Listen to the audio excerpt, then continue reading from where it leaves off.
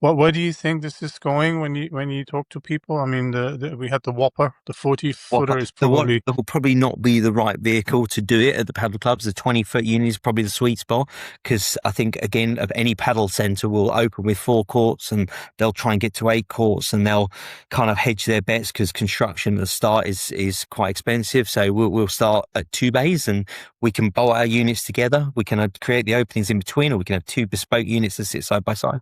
So for me, the sweet spot is 2 units, two 20-foot container high cube.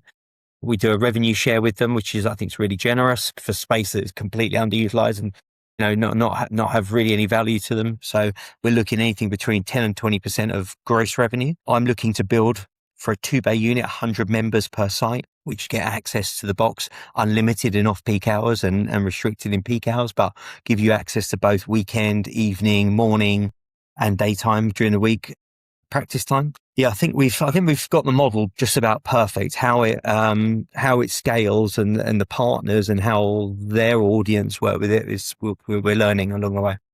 Yeah, of course. I mean, and you've developed it from a coaching, from a golf pro perspective, rather than from an engineering perspective, saying, "Oh, let's serve the golf community," right? I guess is this something you see as a benefit in coming to the boxes now? I think from an operational side, 100%, Yeah. understanding the mechanisms of the space that you require, the health and safety that you need for people being in the same space together, hitting golf balls, and the mechanism of how the balls are collected at the end of the day. So there's a lot of like operational stuff to be considered, which I think was the benefit of having those few years where we kind of worked through all of those things. Whether you're teaching in the unit or someone's practicing in the unit, there's balls on the outfield. We got to work out how the balls get collected, who collects them, what time of day, how many balls need to be collected, how they get cleaned, how do we manage the cleanliness of that.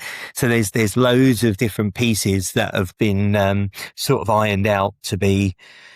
Now you sort of look back at the things about ball collection. I think this is what we do. This is how we do it. It's dead easy. We've got an operational sort of manual and a blueprint for Yeah. they do it. And that's part of the puzzle now. So if you were to put it up, I'm having a lot of conversations, and we're building container conversions for padel clubs. This is, if anything is growing quicker than golf, it's padel at the Then, moment.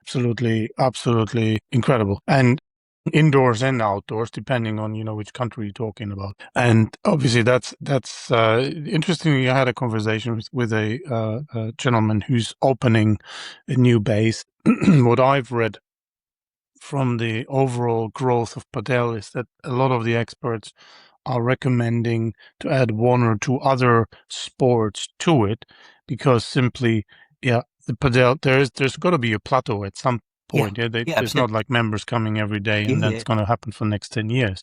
yeah, So you want to offer a part variety. yeah, People thinking about outdoor gym spaces, which again is container boxes. You can do that, yeah. and Well, your golf boxes. I'm just in love. I've never ever been in an ice bath in my life, but I love the concept. Never played padel, but I love the concept. And I just think golf, I think anything that can match up and work together is going to make your site more appealing than the 3 others that are about to open. You don't know they're coming, but they're coming.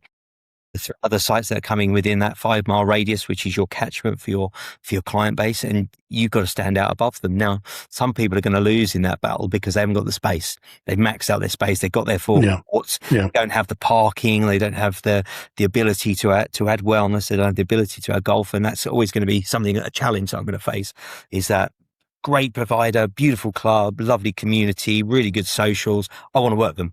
They've got no space.